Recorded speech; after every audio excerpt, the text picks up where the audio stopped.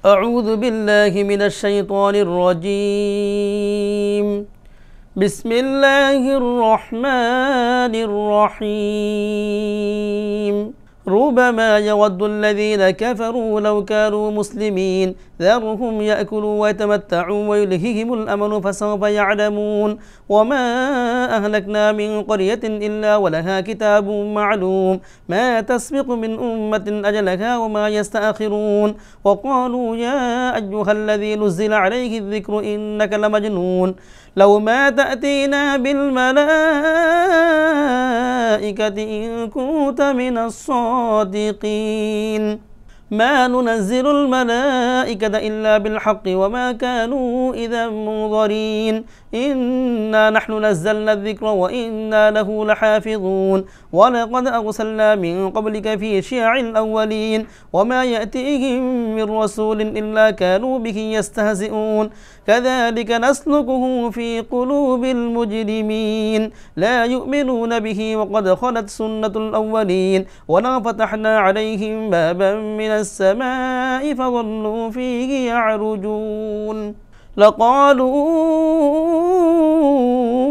إنما سكرت أبصارنا بل نحن قوم مسحورون. ولقد جعلنا في السماء بروجا وزيناها للناظرين وحفظناها من كل شيطان رجيم إلا من استرق السمع فأتبعه شهاب مبين. والأرض مددناها وألقينا فيها رواسي وأنبتنا فيها من كل شيء موزون. وجعلنا لكم فيها معايش ومن لستم له برازقين. وإن من شيء إلا عندنا خزائنه وما ننزله إلا بقدر معلوم. وأرسلنا الرياح لواقح فأنزلنا من السماء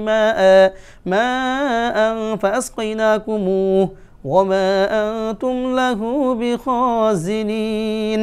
وإنا لنحن نحيي ونميت ونحن الوارثون. ولقد علمنا المستقدمين منكم ولقد علمنا المستأخرين. وإن ربك هو يحشركم إنه حكيم عليم. ولقد خلقنا الإنسان من صلصال من حمأ مسنون. والجان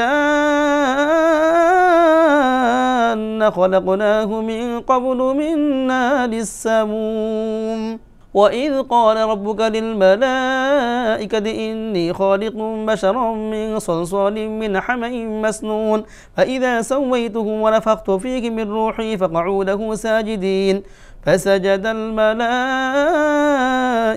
كلهم أجمعون إلا إبليس أبى أن يكون مع الساجدين. قال يا إبليس ما لك ألا تكون مع الساجدين؟ قال لم أكن لأسجد لبشر خلقته من صلصال من حمأ مسنون. قال فاخرج منها فإنك رجيم وإن عليك اللعنة إلى يوم الدين. قال رب فأنظرني إلى يوم يبعثون. قال فإنك من المنظرين إلى يوم الوقت المعلوم. قال رب بما أغويتني لأزينن لكم في الأرض ولأغوينهم أجمعين إلا عبادك منهم المخلصين. قال هذا صراط علي مستقيم. إن عبادي ليس لك عليهم سلطان إلا من اتبعك من الغاوين. وإن جهنم لموعدهم أجمعين لها 7 أبواب لكل باب منهم جزء مقسوم. إن المتقين في جنات وعيون ادخلوها بسلام آمنين. ونزعنا ما في صدورهم من غل إخوانا على سرر متقابلين لا يمسهم فيها نصب وما هم منها بمخرجين. نبئ عبادي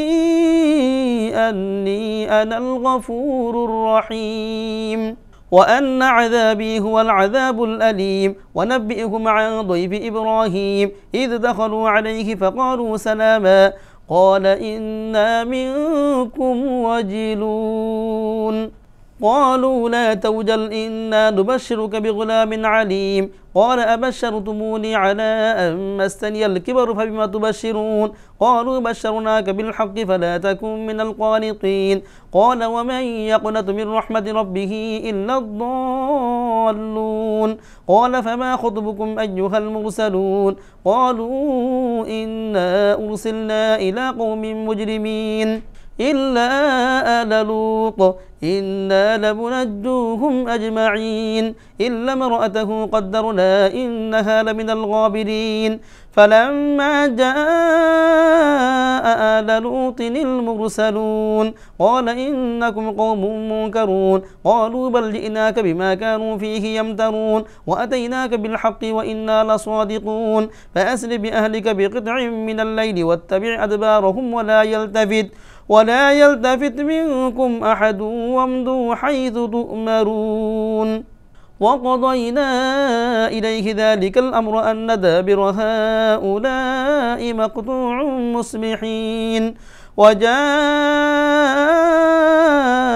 أهل المدينة يستبشرون قال إن هؤلاء ضيفي فلا تفضحون واتقوا الله ولا تخزون قالوا أولم ننهك عن العالمين قال هؤلاء بناتي إن كنتم فاعلين لعمرك إنهم لفي سكرتهم يعمهون فأخذتهم الصيحة مشرقين فجعلنا عاليها سافلها وأمطرنا عليهم حجارة من سجيل إن في ذلك لآيات للمتوسمين وإنها لبسبيل مقيم إن في ذلك لآية للمؤمنين وإن كان أصحاب الأيكة لظالمين فانتقمنا منهم وإنهما لبإمام مبين ولقد كذب أصحاب الحجر المرسلين وآتيناهم آياتنا فكانوا عنها معرضين وكانوا ينحتون من الجبال بيوتا آمنين فأخذتهم الصيحة مصبحين فما أغنى عنهم ما كانوا يكسبون وما خلقنا السماوات والأرض وما بينهما إلا بالحق وإن الساعة لآتية فاصفح الصفح الجميل إن ربك هو الخلاق العليم ولقد آتيناك 7 من المثاني والقرآن العظيم لا تمدن عينيك إلى ما متعنا به أزواجا منهم ولا تحزن عليهم واخفض جناحك للمؤمنين وقل إني أنا النذير المبين كما أنزلنا على المقتسمين الذين جعلوا القرآن عضين فوربك لنسألنهم أجمعين عما كانوا يعملون فاصدع بما تؤمر وأعرض عن المشركين إنا كفيناك المستهزئين الذين يجعلون مع الله إلها آخر فسوف يعلمون ولقد نعلم أنك يضيق صدرك بما يقولون فسبح بحمد ربك وكن من الساجدين واعبد ربك حتى يأتيك اليقين بسم الله الرحمن الرحيم أتى أمر الله فلا تستعجلوه سبحانه وتعالى عما يشركون ينزل الملائكة بالروح من أمره على من يشاء من عباده أن أنذروا أنه لا إله إلا أنا فاتقون خلق السماوات والأرض بالحق تعالى عما يشركون خلق الإنسان من نطفة فإذا هو خصيم مبين والأنعام خلقها لكم فيها دفء ومنافع ومنها تأكلون ولكم فيها جمال حين تريحون وحين تسرحون وتحمل أثقالكم إلى بلد لم تكونوا بالغيه إلا بشق الأنفس إن ربكم لرؤوف رحيم والخيل والبغال والحمير لتركبوها وزينة ويخلق ما لا تعلمون وعلى الله قصد السبيل ومنها جائر ولو شاء لهداكم أجمعين هو الذي أنزل من السماء ماء لكم منه شراب ومنه شجر فيه تسيمون ينبت لكم به الزرع والزيتون والنخيل والأعناب ومن كل الثمرات إن في ذلك لآية لقوم يتفكرون وسخر لكم الليل والنهار والشمس والقمر والنجوم مسخرات بأمره إن في ذلك لآيات لقوم يعقلون وما ذرأ لكم في الأرض مختلفا ألوانه إن في ذلك لآية لقوم يذكرون وهو الذي سخر البحر لتأكلوا منه لحما طريا وتستخرجوا منه حلية تلبسونها وترى الفلك مواخر فيه ولتبتغوا من فضله ولعلكم تشكرون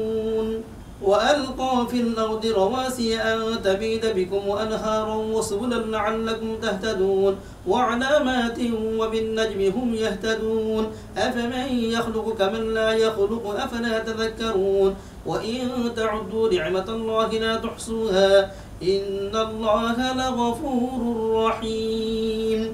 والله يعلم ما تسرون وما تعلنون والذين يدعون من دون الله لا يخلقون شيئا وهم يخلقون أموات غير أحياء وما يشعرون أيان يبعثون إلهكم إله واحد فالذين لا يؤمنون بالآخرة قلوبهم منكرة وهم مستكبرون لا جرم أن الله يعلم ما يسرون ما يعلنون إنه لا يحب المستكبرين وإذا قيل لهم ماذا أنزل ربكم قالوا أساطير الأولين ليحملوا أوزارهم كاملة يوم القيامة ومن أوزار الذين يضلونهم بغير علم ألا ساء ما يزرون قد مكر الذين من قبلهم فأتى الله بنيانهم من القواعد فخر عليهم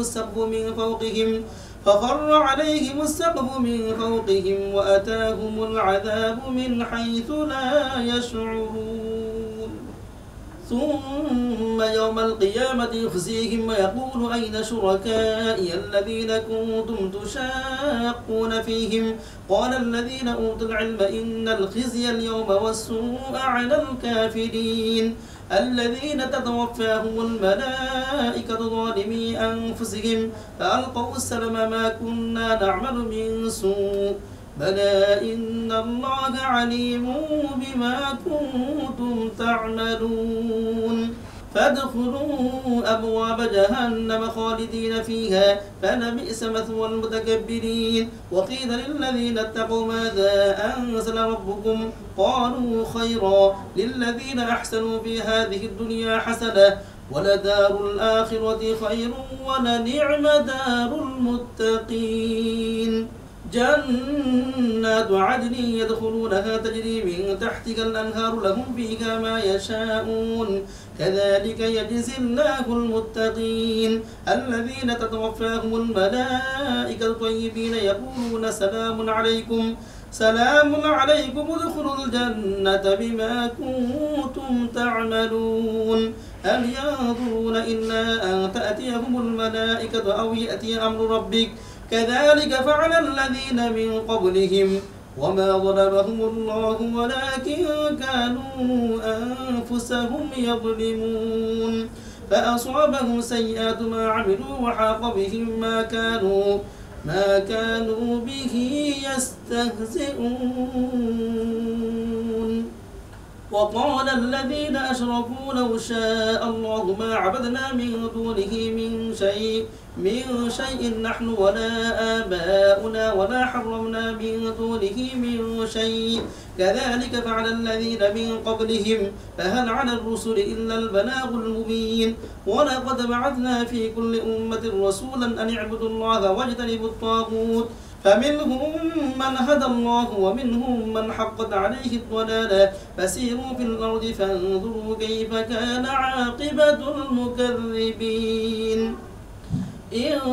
تحرص على هداهم فإن الله لا يهدي من يضل وما لهم من ناصرين وأقسموا بالله جهد أيمانهم لا يبعث الله من يموت بلى وعدا عليه حقا ولكن أكثر الناس لا يعلمون ليبين لهم الذي يختلفون فيه وليعلم الذين كفروا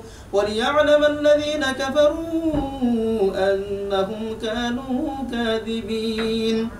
إنما قولنا لشيء إذا أردناه أن نقول له كن فيكون والذين هاجروا في الله من بعد ما ظلموا لنبوئنهم في الدنيا حسنة ولأجر الآخرة أكبر لو كانوا يعلمون الذين صبروا وعلى ربهم يتوكلون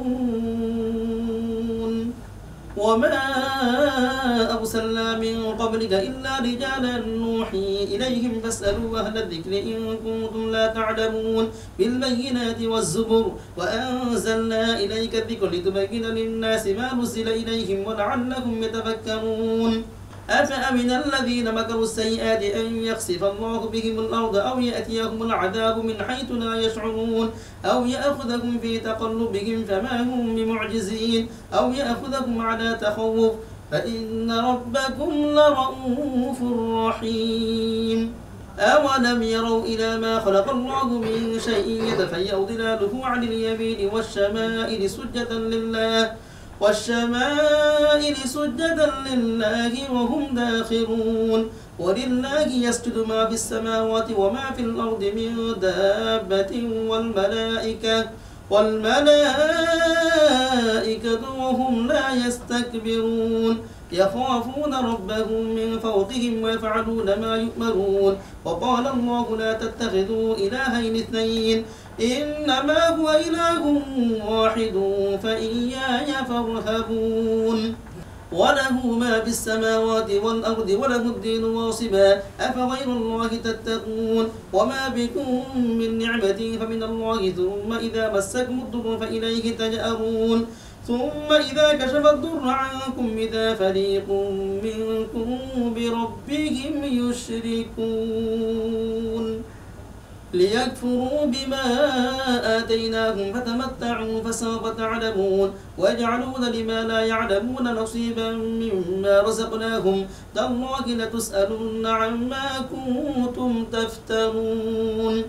ويجعلون لله البنات سبحانه ولهم ما يشتهون وإذا بشر أحدهم بالأنثى ظل وجهه مسودا وهو كظيم يتوارى من القوم من سوء ما بشر به أيمسكه على هون أم يدسه في التراب ألا ساء ما يحكمون للذين لا يؤمنون بالآخرة مثل السوء ولله المثل الأعلى وهو العزيز الحكيم ولو يؤاخذ الله الناس بظلمهم ما ترك عليها من دابة ولكن يؤخرهم إلى أجل مسمى فإذا جاء أجلهم لا يستأخرون ساعة ولا يستقدمون ويجعلون لله ما يكرهون وتصف ألسنتهم الكذب أن لهم الحسنى لا جرم أن لهم النار وأنهم مفرطون تالله لقد أرسلنا إلى أمم من قبلك فزين لهم الشيطان أعمالهم فهو وليهم اليوم ولهم عذاب أليم وما أنزلنا عليك الكتاب إلا لتبين لهم الذي اختلفوا فيه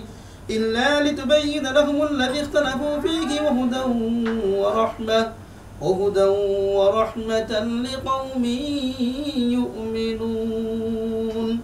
والله أنزل من السماء ماء فأحيا به الأرض بعد موتها إن في ذلك لآية لقوم يسمعون وإن لكم في الأنعام لعبرة نسقيكم مما في بطونه من بين فرث ودم لبنا خالصا سائغا للشاربين ومن ثمرات النخيل والأعناب تتخذون منه سكرا ورزقا حسنا إن في ذلك لآية لقوم يعقلون وأوحى ربك إلى النحل أن اتخذي من الجبال بيوتا ومن الشجر ومما يعرشون ثم كلي من كل الثمرات واسلكي سبل ربك ذللا يخرج من بطونها شراب مختلف ألوانه فيه شفاء للناس إن في ذلك لآية لقوم يتفكرون والله خلقكم ثم توفاكم ومنكم من يرد إلى أرذل العمر لكي لا يعلم بعد علم شيئا إن الله عليم قدير والله فضل بعضكم على بعض في الرزق أما الذين فضلوا برد رزقهم على ما ملكت أيمانكم فهم فيه سواء أفبنعمة الله يجحدون والله جعل لكم من أنفسكم أزواجا وجعل لكم من أزواجكم بنين وحفدة ورزقكم من الطيبات أفبالباطل يؤمنون وبنعمة الله هم يكفرون ويعبدون من دون الله ما لا يملك لهم رزقا من السماوات والأرض شيئا ولا يستطيعون فلا تضربوا لله الأمثال إن الله يعلم وأنتم لا تعلمون ضرب الله مثلا عبدا مملوكا لا يقدر على شيء ومن رزقناه منا رزقا حسنا فهو ينفق منه سرا وجهرا هل يستوون الحمد لله بل أكثرهم لا يعلمون وضرب الله مثلا رجلين أحدهما أبكم لا يقدر على شيء وهو كل على مولاه أينما يوجهه لا يأتي بخير هل يستوي هو ومن يأمر بالعدل وهو على صراط مستقيم ولله غيب السماوات والأرض وما أمر الساعة إلا كلمح البصر أو هو أقرب إن الله على كل شيء قدير والله أخرجكم من بطون أمهاتكم لا تعلمون شيئا وجعل لكم السمع والأبصار والأفئدة لعلكم تشكرون ألم يروا إلى الطير مسخرات في جو السماء ما يمسكهن إلا الله إن في ذلك لآيات لقوم يؤمنون والله جعل لكم من بيوتكم سكنا وجعل لكم من جلود الأنعام بيوتا تستخفونها يوم ضعنكم ويوم إقامتكم ومن أصوافها وأوبالها وأشعارها أثاثا ومتاعا إلى حين والله جعل لكم مما خلق ظلالا وجعل لكم من الجبال أكنانا وجعل لكم سرابيل تقيكم الحر وسرابيل تقيكم بأسكم كذلك يتم نعمته عليكم لعلكم تسلمون فإن تولوا فإنما عليك البلاغ المبين يعرفون نعمة الله ثم ينكرونها وأكثرهم الكافرون ويوم نبعث من كل أمة شهيدا ثم لا يؤذن للذين كفروا ولا هم يستعتبون وإذا رأى الذين ظلموا العذاب فلا يخفف عنهم ولا هم ينظرون وإذا رأى الذين أشركوا شركاءهم قالوا ربنا هؤلاء شركاؤنا الذين كنا ندعو من دونك فألقوا إليهم القول إنكم لكاذبون وألقوا إلى الله يومئذ السلام وضل عنهم ما كانوا يفترون الذين كفروا وصدوا عن سبيل الله زدناهم عذابا فوق العذاب بما كانوا يفسدون ويوم نبعث في كل أمة شهيدا عليهم من أنفسهم وجئنا بك شهيدا على هؤلاء ونزلنا عليك الكتاب تبيانا لكل شيء وهدى ورحمة وبشرى للمسلمين إن الله يأمر بالعدل والإحسان وإيتاء ذي القربى وينهى عن الفحشاء والمنكر والبغي يعظكم لعلكم تذكرون وأوفوا بعهد الله إذا عاهدتم ولا تنقضوا الأيمان بعد توكيدها وقد جعلتم الله عليكم كفيلا إن الله يعلم ما تفعلون ولا تكونوا كالتي نقضت غزلها من بعد قوة أنكاثا تتخذون أيمانكم دخلا بينكم أن تكون أمة هي أربى من أمة إنما يبلوكم الله به وليبينن لكم يوم القيامة ما كنتم فيه تختلفون ولو شاء الله لجعلكم أمة واحدة ولكن يضل من يشاء ويهدي من يشاء ولتسألن عما كنتم تعملون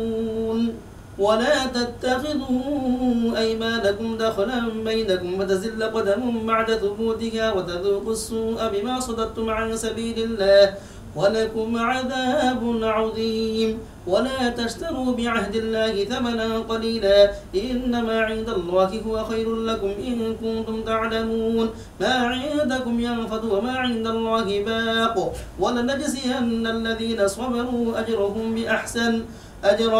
بأحسن ما كانوا يعملون من عمل صالحا من ذكر أو أنثى وهو مؤمن فلنحيينه حياة طيبة ولنجزينهم أجرهم بأحسن ما كانوا يعملون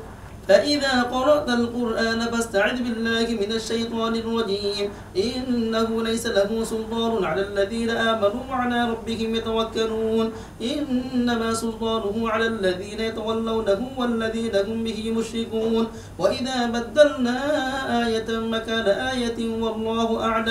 والله أعلم بما ينزل قالوا إنما أنت مفتر بل أكثرهم لا يعلمون قل نزله روح القدس من ربك بالحق ليثبت الذين آمنوا وهدى وبشرى للمسلمين ولقد نعلم أنهم يقولون إنما يعلمه بشر لسان الذي يلحدون إليه أعجمي وهذا لسان عربي مبين إن الذين لا يؤمنون بآيات الله لا يهديهم الله ولهم عذاب أليم إنما يفتري الكذب الذين لا يؤمنون بآيات الله وأولئك هم الكاذبون ما كفر بالله من بعد إيمانه إلا من أكره وقلبه مطمئن بالإيمان ولكن من شرح بالكفر صدرا فعليهم غضب من الله ولهم عذاب عظيم ذلك بأنهم مستحبوا الحياة الدنيا على الآخرة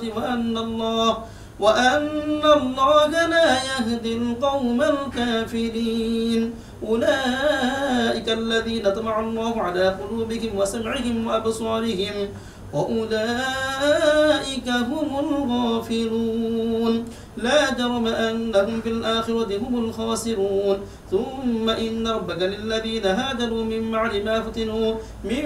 ما فتنوا ثم جاهدوا وصبروا إن ربك من بعدها لغفور رحيم يوم تأتي كل نفس تجادل عن نفسها وتوفى كل نفس ما عملت وهم لا يظلمون وضرب الله مثلا قرية كانت آمنة مطمئنة يأتيها رزقها رغدا من كل مكان فكفرت بأنعم الله فأذاقها الله لباس الجوع والخوف بما كانوا يصنعون ولقد جاءكم رسول منهم فكذبوك فأخذهم العذاب وهم ظالمون فكلوا مما رزقكم الله حلالا طيبا واشكروا نعمة الله إن كنتم إياه تعبدون إنما حرم عليكم الميتة والدم ولحم الخنزير وما أهل لغير الله به فمن اضطر غير باغ ولا عاد فإن الله غفور رحيم ولا تقولوا لما تصف ألسنتكم الكذب هذا حلال وهذا حرام لتفتروا على الله الكذب إن الذين يفترون على الله الكذب لا يفلحون متاع قليل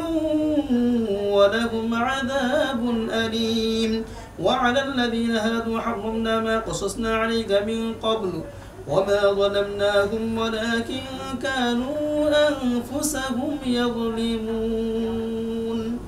ثم إن ربك للذين عملوا السوء بجهالة ثم تابوا من بعد ذلك وأصلحوا إن ربك من بعدها لغفور رحيم إن إبراهيم كان أمة قانتا لله حنيفا ولم يك من المشركين شاكرا لأنعمه اجتباه وهداه إلى صراط مستقيم وآتيناه في الدنيا حسنة وإنه في الآخرة لمن الصالحين ثم أوحينا إليك أن اتبع ملة إبراهيم حنيفا وما كان من المشركين إنما جعل السبت على الذين اختلفوا فيه وإن ربك ليحكم بينهم يوم القيامة فيما كانوا فيه يختلفون ادع إلى سبيل ربك بالحكمة والموعظة الحسنة وجادلهم بالتي هي أحسن إن ربك هو أعلم بما ضل عن سبيله وهو أعلم بالمهتدين وإن عاقبتم فعاقبوا بمثل ما عوقبتم به ولئن صبرتم لهو خير للصابرين واصبر وما صبرك إلا بالله ولا تحزن عليهم ولا تك في ضيق مما يمكرون إن الله مع الذين اتقوا والذين هم محسنون صدق الله العظيم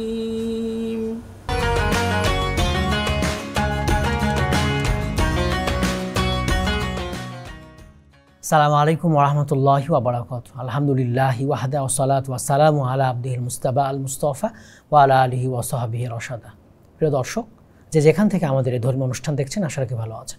রমাদানের ঠিক এই মুহূর্তে আজ আমরা কথা বলবো অপচয় রোধে ইসলাম এই বিষয় নিয়ে আলোচনা রয়েছেন বিশিষ্ট ইসলামী চিন্তাবিদ শিক্ষাবিদ হাফেজ কারি মাওলানা সরার হোসাইন আসসালামু আলাইকুম ওয়া রাহমাতুল্লাহ ওয়া আলাইকুম আসসালাম ওয়া রাহমাতুল্লাহি ওয়া বারাকাতুহু মুহতারাম কেমন আছেন সব মিলে আলহামদুলিল্লাহ আপনি ভালো আছেন আলহামদুলিল্লাহ আমিও ভালো আছি অপচয় রোধে ইসলাম কি নির্দেশনা দিয়েছে আমাদের ইন্নাল হামদুলিল্লাহ ওয়াসসালাতু ওয়াসসালামু আলা মান লা নাবিয়্যা বা'দা ফাকাদ ক্বালা আল্লাহু তাআলা ইন্নাল মুবাযযিরিনা কানু ইখওয়ানাশ শায়াতিন আজকে একটি চমৎকার বিষয় আপনি উপস্থাপন করতে বলেছেন তা হচ্ছে অপচয় রোধে ইসলাম ইসলাম একটি শান্তির ধর্ম ইসলাম একটি ব্যালেন্সের ধর্ম জি জি ইসলাম উভয় দিক রক্ষা করে তারপরে বান্দাদেরকে যারা ইসলাম ফলো করে চলেন তাদেরকে চলতে বলেছেন একদিকে আল্লাহ সুবহানাহু ওয়া তাআলা খাওয়ার স্বাধীনতা পড়ার স্বাধীনতা সব কিছু দিচ্ছেন পরক্ষণে আবার এটাকে নিয়ন্ত্রণ করছেন আল্লাহ সুবহানাহু ওয়া তাআলা বলছেন ওয়াকুলু ওয়াশরাবু তোমরা খাও এবং পান করো ওয়ালা তুসরিফু অপচয় করো না ইন্নাহু লা ইউহিব্বুল মুসরিফিন নিশ্চয়ই আল্লাহ অপচয়কারীকে ভালোবাসেন না চমৎকার একটি আয়াত আপনি খেয়াল করেছেন আল্লাহ খাওয়ার অনুমতি দিচ্ছেন পান করার অনুমতি কতটুকু খাবেন কতটুকু পান করবেন এর সীমানা দিয়ে দিয়েছেন কি অপচয় করো না তুমি খেতে পারবে পান করতে পারবে হালাল বস্তু খাও হারাম বস্তু পান করো না হালালটা কি বলা হয়েছে ওয়াকুলু ওয়াশরাবু তোমরা পান করো খাও এখন আল্লাহ সুবহানাহু ওয়া তাআলা বলছেন যে অপচয় যদি করো তাহলে এটা কেমন হবে ইন্নাল মুবাযযিরিনা কানু ইখওয়ানাশ শায়াতিন যারা অপচয় করে তারা মূলত শয়তানের ভাই চিন্তা করা যায় পৃথিবীর কেউ কি শয়তানের ভাই হতে চায় কেন হতে চাইবে না কারণ আমরা নিশ্চিতভাবে জানি শয়তান জাহান্নামী আর তার সাথে আমরা কেউ জাহান্নামে যেতে চাই না তাহলে আমরা জাহান্নামে যেতে চাই কোথায় অবশ্যই আমরা জান্নাতে যেতে চাই তাহলে আল্লাহ রাব্বুল আলামিন জান্নাতি লোকদেরকে বলছেন তোমরা খাও পান করো দুনিয়াতেও খাও পান করো ওয়ালা তুসরিফু তোমরা অপচয় করো না তবে জান্নাতের এমন নিয়ামত সেখানে অপচয় করলেও ফুরাবে না। কাজেই সেই অপচয় যদি দুনিয়াতে করো তাহলে কিন্তু তোমরা জান্নাতের নিয়ামত থেকে বঞ্চিত হবে। আরেকটা বিষয়, আল্লাহ সুবহানাহু ওয়া তাআলা অপচয় করতে নিষেধ করলেন কেন? কারণ কি? আল্লাহর তো রিজিকের কোনো অভাব নেই, আল্লাহর দুনিয়ায় তো অনেক খাবার, অনেক পানীয়, তো আল্লাহ তাআলা অপচয় করতে নিষেধ করলেন কেন? সুবহানাল্লাহ। আমরা যদি একটু খেয়াল করি যে এই খাওয়া এবং পড়ার যে আল্লাহ উপাদান দিলেন পৃথিবীতে, কিভাবে দিলেন? আল্লাহ সুবহানাহু ওয়া তাআলা একটা বিশেষ মাধ্যমে আমাদের খাবার দাবারের ব্যবস্থা করেছেন। আল্লাহ তাআলা বলছেন, ওয়া আনজালা মিনাস সামাই মাআন ফাআখরাজা বিহি মিনাস সামারাতি রিজকাল লাকুম, যে আকাশ থেকে বৃষ্টি বর্ষণ করে জমিন থেকে ফসল উৎপাদন করে তোমাদের রিজিকের ব্যবস্থা করেছে। তো রিজিক তো আকাশ থেকে এমনি পাঠাননি, একটি সীমিত সংখ্যক কৃষক কৃষির ফলনের মাধ্যমে পরিশ্রম করে উৎপাদনের মাধ্যমে সেই উৎপাদনটা একটা সীমিত আকারে হয়। এবং উৎপাদন যখন আল্লাহ তাআলা রিজিক দেন তখন পৃথিবীর সবার জন্য দেন, শুধু মানুষের জন্য এটা দেন না। আল্লাহ তাআলা বলছেন, ওমা মিন দাব্বাতিন ফিল আরদি ইল্লা আলাল্লাহি রিজকুহা, যে পৃথিবীতে এমন কোনো বিচরণশীল প্রাণী নেই যাদের রিজিকের ব্যবস্থা আমি করিনি। তাহলে প্রত্যেকটা প্রাণীর জন্য রিজিক আল্লাহ তাআলা নির্ধারণ করে রেখেছেন। আমার জন্য নির্ধারিত রিজিক আল্লাহ যা দিয়েছেন চোখের সামনে আমি প্লেটে দেখতে পাচ্ছি, কিন্তু আমি এতে সন্তুষ্ট নই। আমি তো একবার নিলাম আমার চাহিদা মতো, কিন্তু পরক্ষণে চিন্তা করছি বিয়ের অনুষ্ঠানে এসেছি, 1000-2000 টাকা আমি তাদেরকে দান করেছি বা উপহার দিয়েছি, হাদিয়া দিয়েছি, এটা যদি আমি মুরগির রান 4টা-5টা না খেতে পারি তাহলে কি সেটা পোষায়? এরকম যে আমার চিন্তা। কিন্তু আমি কি খেয়াল করেছি এই যিনি আয়োজন করেছেন তিনি তো একটা নির্দিষ্ট সংখ্যক লোকের জন্য চিন্তা করে আয়োজন করেছেন। আমি তো অন্যের হক নষ্ট করছি। আমি যে এই যে খাওয়ার পরে 4টা-5টা ফেলে দিলাম এবং আমি আমার শরীরেরও ক্ষতি করছি, আমার নিজের শরীরের ক্ষতি করছি। এভাবে করে অপচয় করে শুধু নিজের আল্লাহর নিয়ামতকে আমি অস্বীকার করছি না, আল্লাহর দেওয়া রিজিককে আমি অবমূল্যায়ন করছি না, বরঞ্চ অন্যের হক নষ্ট করছি। এই যে অন্যের হক নষ্ট করলাম আমি, এর দায়ভার কে নেবে? অবশ্যই আমাকে নিতে হবে। এই জন্য আল্লাহ সুবহানাহু ওয়া তাআলা অপচয় করতে নিষেধ করেছেন। এবং দেখবেন যারা অপচয়ে অভ্যস্ত তারা কিন্তু শেষ বয়সে একটা কঠিন একটা অবস্থার সম্মুখীন হয়। এর মধ্যে ধরেন অপচয়ের মধ্যে সবচেয়ে বড় অপচয় আমি আমার দৃষ্টিকোণ থেকে সেটা হলো ধূমপান। একজন ধূমপায়ী কি পরিমাণ অর্থ খরচ করে প্রতিদিন অপচয় করে, এবং সেই অপচয়ের রেজাল্ট কি হয়? তার দেহের মধ্যে যে আল্লাহ তাআলা যে নিয়ামতগুলি দিয়েছেন সমস্ত নিয়ামতগুলি সে ধ্বংস করে দিচ্ছে। অর্থাৎ ফুসফুস, লাংস যা কিছু আছে সব কিছু নষ্ট করে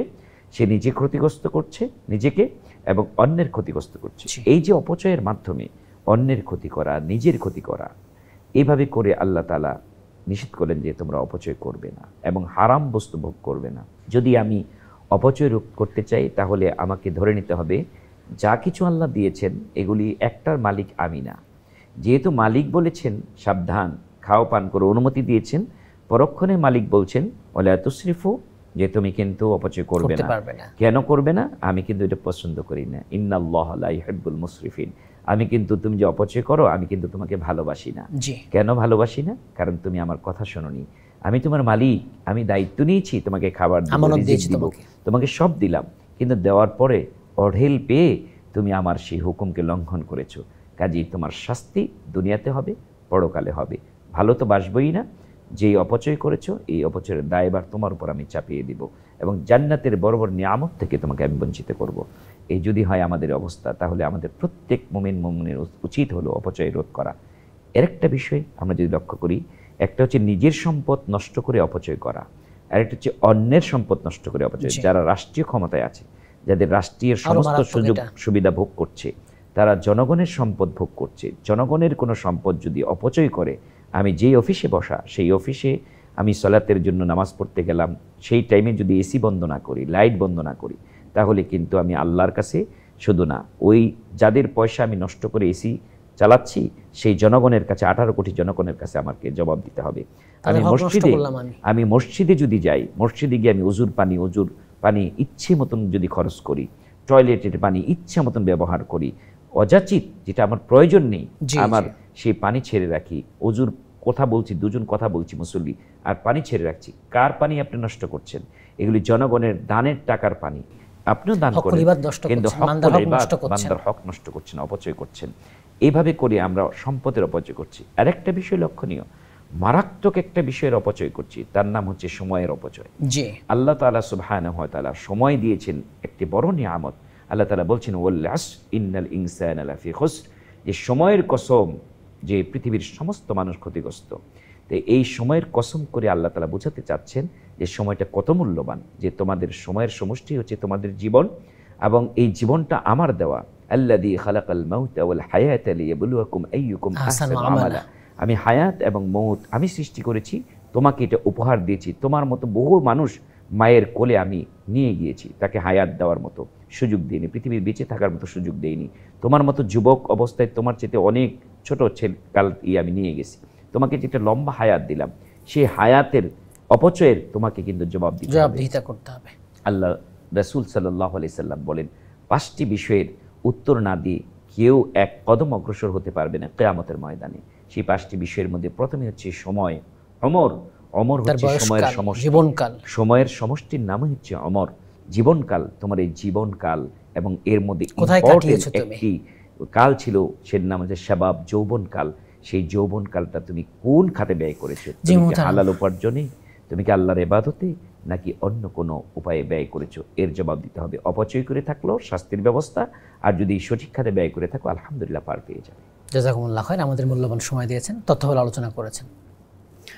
দর্শক, আপনারা এতক্ষণ আলোচনা শুনছিলেন অপচয় রোধে ইসলাম, এটা নিয়ে। অপচয় রোধে ইসলাম দিক নির্দেশনা দিয়েছে অনেক। মুহতারাম বলছিলেন কোরআন সুন্নাহর আলোকে ইসলামে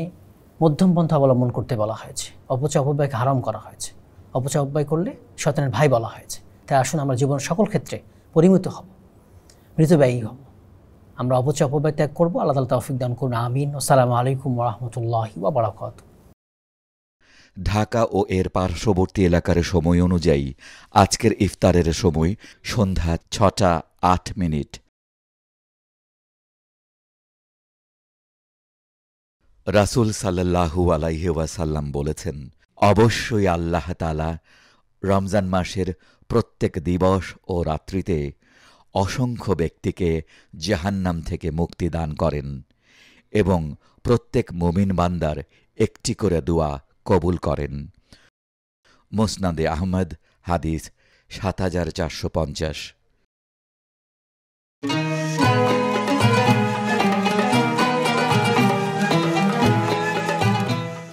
खुदार प्यारा रसूल, खुदार प्रकाश ज्योति नेमे आसले धरा धामे, मानुष बेशे दरुद तार उपरे, दरुद तार उपरे। खुदार प्यारा रसूल, खुदार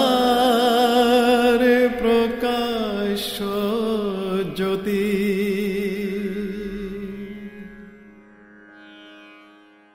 দরুদ পড়ে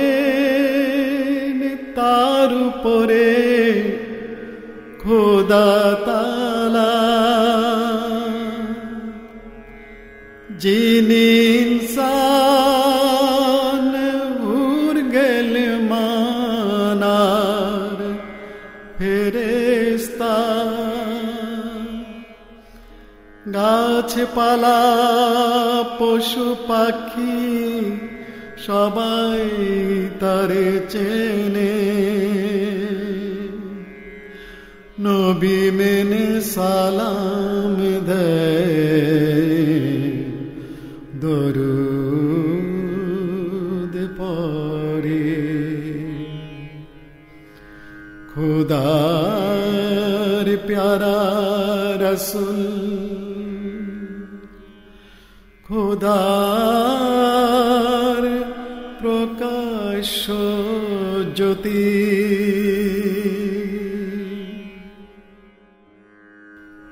দরুদ পড়ে ধন্য হয় খোদা তাআলা সেই পথের পথিক সে ঈমানওয়ালা সারা মখলুকাত সৃষ্টিকুল সবাই তারে জানে শান্তি ও সালাম দরুদ তার উপরে খোদার প্যারা রসুল খোদার প্রকাশ্য জ্যোতি নেমে আসলেন ধরা ধামে মানুষ বেশে দরুদ তার উপরে দরুদ তার উপরে খোদার প্যারা রসুল খোদার প্রকাশ্য জ্যোতি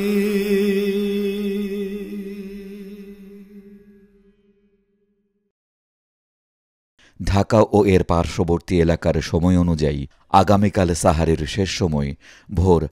4:50